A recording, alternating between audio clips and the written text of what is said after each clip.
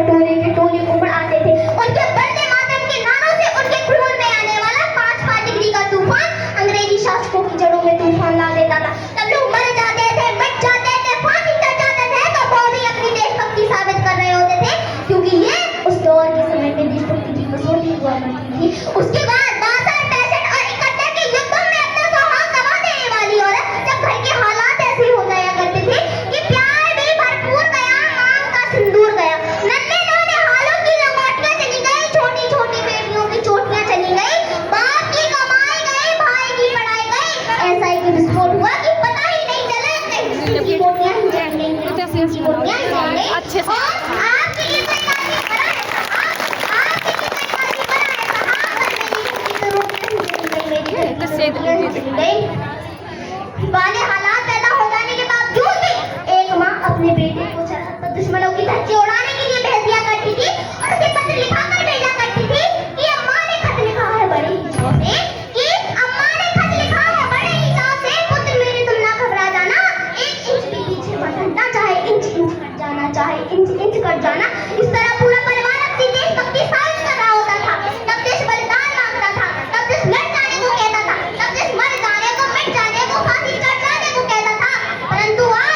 आज देश बलिदान नहीं मांगता, आज देश मर जाने को नहीं कहता, आज देश लड़ जाने को, मिट जाने को, फांसी चढ़ जाने को नहीं कहता, बल्कि मेरे विचारों में जो व्यक्ति अपने कार्य को पूरी मेहनत, ईमानदारी और लगन से करे, वही सबसे बड़ा देशभक्त है, वही सबसे बड़ा देशभक्त है। मैं नहीं मानती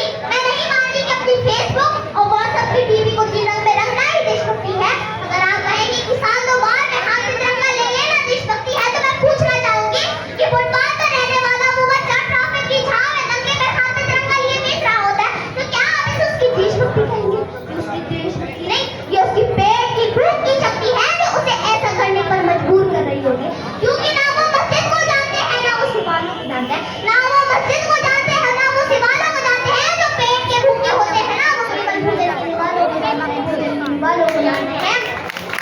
अपने परिवार, अपने समाज और राष्ट्र के प्रति समर्पण का भाव है देशभक्ति। हर देशद्रोही के जीवन में आने वाला तूफान है सच्ची देशभक्ति, ताकि हर देशद्रोही ये समझ सके कि अगर तू परिंदा है तो ये आसमान तेरा है, अगर तू परिंदा है तो ये आसमान तेरा है, अगर तू परिंदा है तो इंसान तेरा है। भाईचारे से रहना है तो रह सभी पर, भाईचारे से रहना है तो रह सभी पर, पर एक कब्र भी तेरी है और एक कब्रिस्तान भी तेरा है, कब्रिस्तान भी तेरा है। लेकिन एक देशद्रोही से ज्यादा देशभक्ति तब आहत होती है जब एक बेटा अपने बूढ़े माँ बाप को वृद्ध आश्रम की चौखट पर छोड़ आता है। कला उठती है वो देशभक्ति जब कुछ लोग मुसीबत में फंसे लोगों की जान बचाने से ज्यादा सेल्फी लेकर अपने लाइक बढ़ाने में लगे रहते हैं। और आज तक दौर का युवा जिसके ऊपर जिम्मेदारी है अपने राष्ट्र और अपने समाज की आशाओं को बांधे रखने की, वही युवा 4 बाई 4 इंच की छोटी सी स्क्रीन पर अपनी कोमल उंगलियों में घिरा मां से अपनी भावना का इमोजी भेज रहा होता है।